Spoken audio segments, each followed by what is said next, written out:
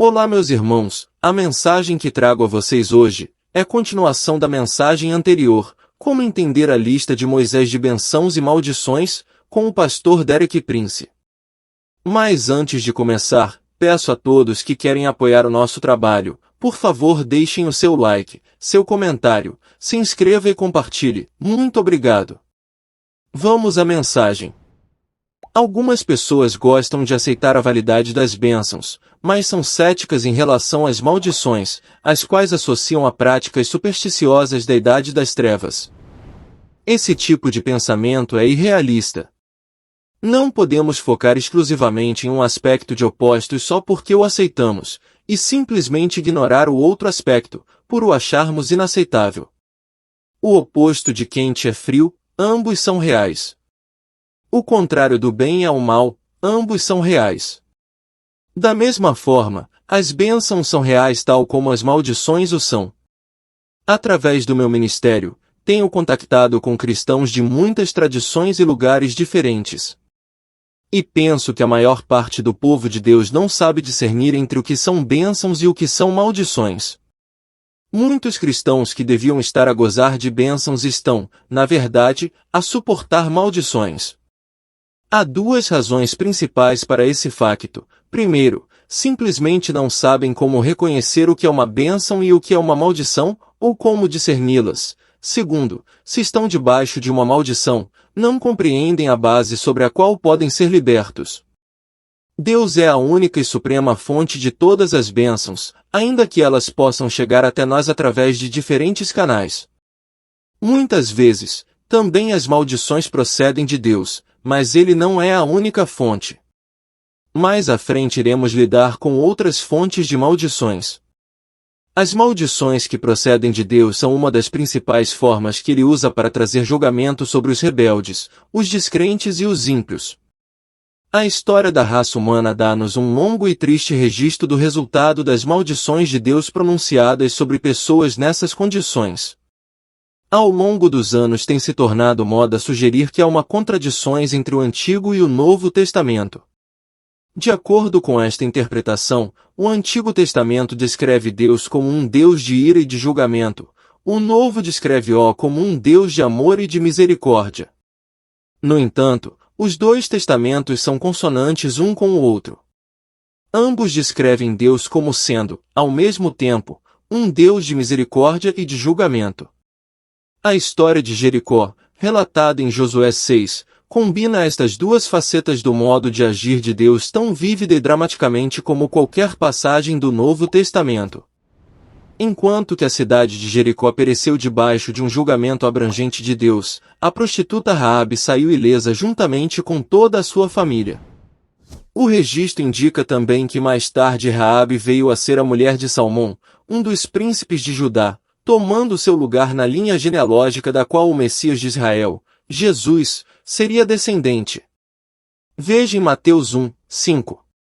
Em Romanos 1, versículo 17 e 18, Paulo explica que o Evangelho contém a revelação suprema destes dois aspectos de Deus, a sua misericórdia e o seu julgamento, porque nele, o Evangelho, se descobre a justiça de Deus de fé em fé. Porque do céu se manifesta a ira de Deus sobre toda impiedade e injustiça dos homens. Por um lado, a misericórdia de Deus oferece a sua justiça, a qual ele transmite àqueles que recebem, pela fé, o sacrifício de substituição de Jesus em seu favor.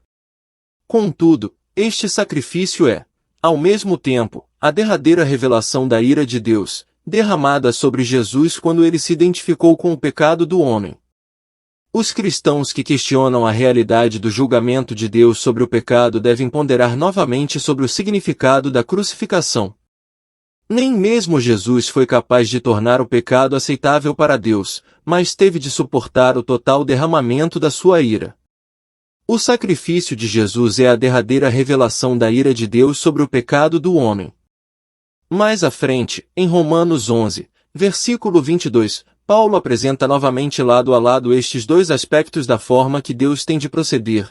Considera, pois, a bondade, ou benevolência, e a severidade de Deus.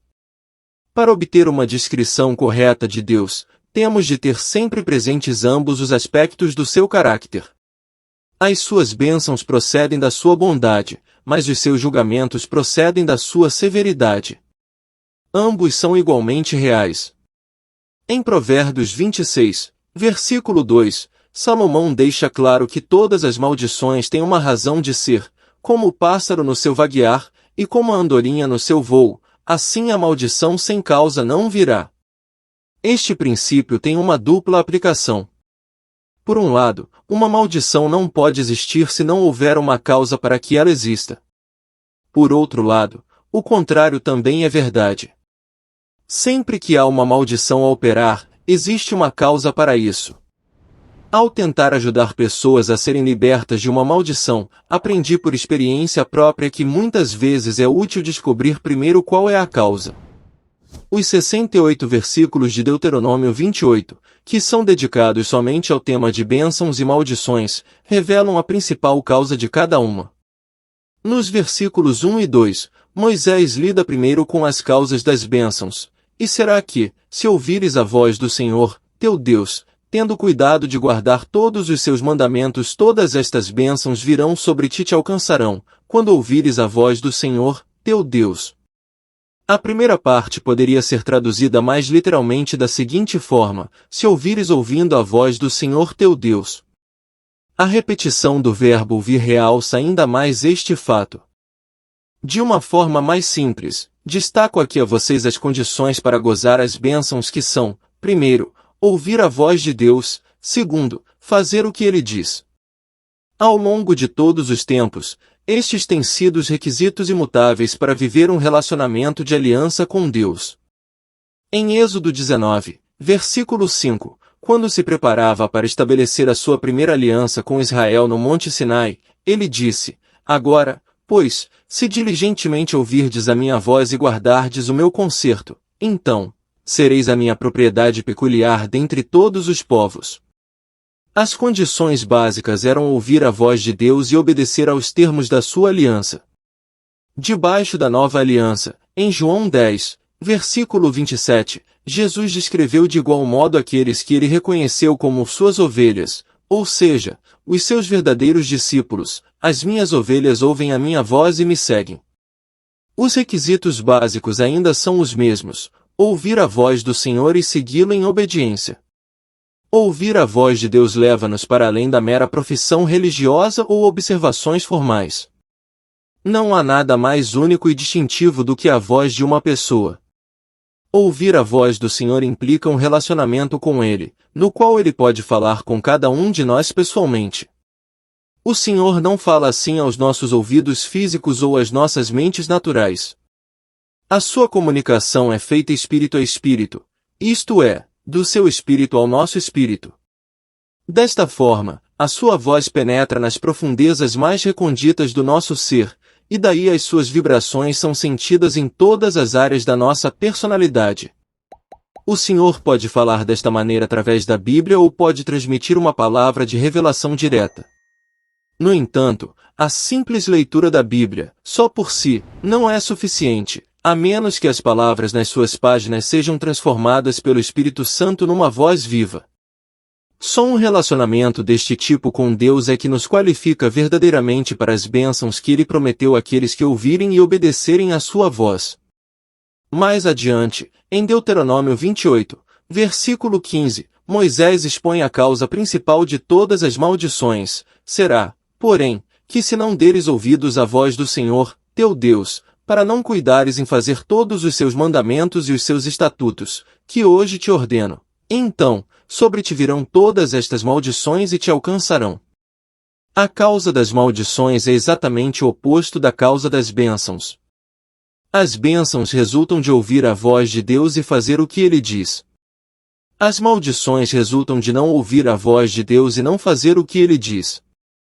Esta recusa de ouvir e obedecer à voz de Deus pode ser resumida numa palavra: rebelião, não contra o homem, mas contra Deus.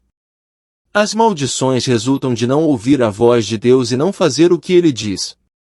Em Deuteronômio 28, Moisés também elabora listas abrangentes das várias formas que as bênçãos e as maldições podem adquirir.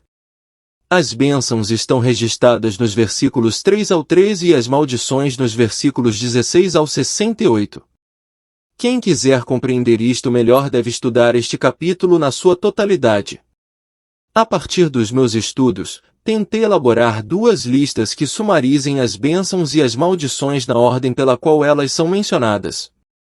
Esta é a minha sugestão para a lista das bênçãos: exaltação, vitória, prosperidade, reprodutividade, saúde e favor de Deus.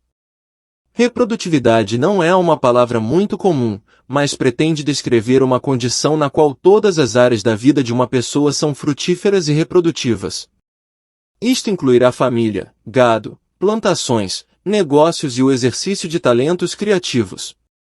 Todas estas áreas deverão refletir a bênção de Deus de formas apropriadas. Na sua lista de maldições, nos versículos 16 a 68, Moisés dá muitos mais detalhes do que nas bênçãos. Contudo, as maldições são essencialmente o oposto das bênçãos. Eis o resumo que proponho a vocês das maldições: humilhação, esterilidade, improdutividade, enfermidade mental e física, dissolução da família, pobreza, derrota, opressão, falta de êxito, desfavor de Deus. Anteriormente, no versículo 13, Moisés conclui a sua lista de bênçãos com duas imagens verbais. Seria bom para cada um de nós considerarmos como é que essas imagens se aplicam às nossas próprias vidas. Primeiro, Moisés afirma: "E o Senhor te porá por cabeça e não por cauda." Uma vez pedi ao Senhor para me mostrar como é que isso se aplicava à minha vida. Senti que ele me tinha dado a seguinte resposta: a cabeça toma as decisões e a cauda é apenas arrastada para todo lado. Teria de ser eu a decidir qual o meu papel. Será que eu estava a agir como uma cabeça, em controle de cada situação, tomando as decisões apropriadas e vendo-as serem cumpridas com sucesso?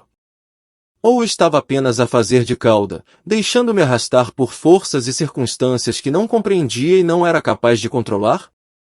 Para que ficasse bem claro, Moisés usa uma segunda expressão: estarás em cima e não debaixo.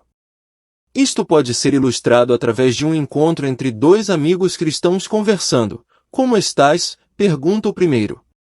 Tendo em conta as circunstâncias, responde o segundo: não estou nada mal. Fico contente por saber isso, responde o primeiro. Mas o que é que estás a fazer sob essas circunstâncias?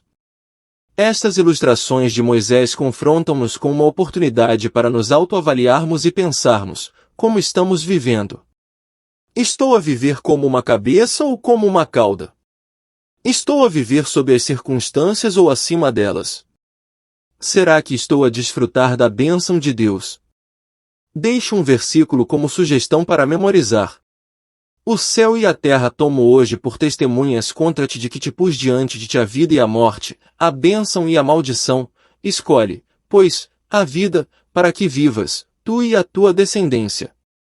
Deuteronômio 30, 19. Repita em voz alta esta proclamação de fé. Hoje, Senhor meu Deus, escolho a vida e não a morte, bênçãos e não maldições. Escolho ouvir e obedecer a vossa palavra. Submeto-me a vós, Deus, e resisto ao demônio agindo em tudo que tem a ver comigo conforme descrito em Tiago 4, versículo 7. Amém. Estarei postando a continuação no próximo vídeo. Deus os abençoe.